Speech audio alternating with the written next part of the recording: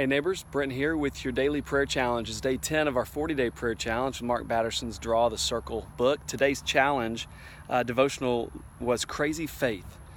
The crazy faith that would lead the persistent widow to pound on the unjust judge's door, begging for justice. The kind of crazy faith that would lead four friends to pick up their friend off the side of the road, carry him to a home that had no room, tear a hole in the roof and lower him to the feet of Jesus. The kind of crazy faith that would lead a tax collector to go up into a tree hoping that he might catch eyesight of this Jesus who was coming to town. The kind of crazy faith that gets honored. The kind of crazy faith that leads to the paralyzed man being brought to Jesus' feet and that man walking away healed. The kind of crazy faith that's honored when Zacchaeus comes out of that tree and has the opportunity to host the Son of God in his own home. That's the kind of crazy faith that Batterson's talking about today. He's suggesting that unless we go after our prayer life with tenacity, we may fall short. We may miss out on the kind of crazy response to our prayers that Jesus is waiting to provide.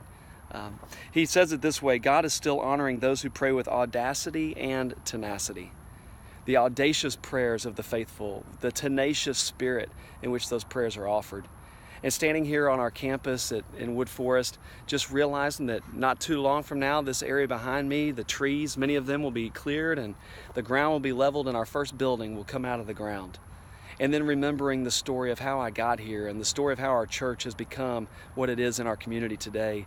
It is mind-blowing, but it was the result of risky faith, of big prayers, risky prayers, and a faithful God who would take a pastor that wasn't even United Methodist, who would seek after him with United Methodist clergy and conference staff members. We'd spend 9 months considering a decision to become United Methodist, and then we'd spend another 9 months with this conference in the church wondering if maybe I could be the one that God was sending to this place. It took a long time and a ton of prayers for the church to decide and for Brent to decide that this was exactly what God had in mind. And it was a crazy faith that would lead United Methodist folks to call Brent an associate pastor at a little bitty church up in Longview. And a crazy faith for a Disciples of Christ pastor to forfeit that ordination, to transfer it into United Methodist context. But the result has been outstanding. The kingdom of God has grown in this place. It's growing within me, and God's grace was made available. I'm so grateful for the risky faith of so many who encouraged me in this journey, and the risky faith of those who gather for worship on Sunday mornings, who call themselves the Church of Wood Forest, who have taken a risky faith and walked into God's best for the future. And look at how God is responding. I want to encourage you today to take a step out in risky faith, to put yourself out there, to wave your hand and ask for Jesus' attention. And then I want to tell you that you just might get it.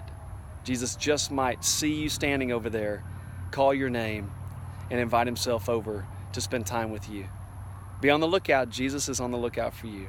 I'll see you tomorrow on our video. Hope you're having a great prayer journey through these first 10 days. We're a quarter of the way there. Have a good time tonight also when you circle up with your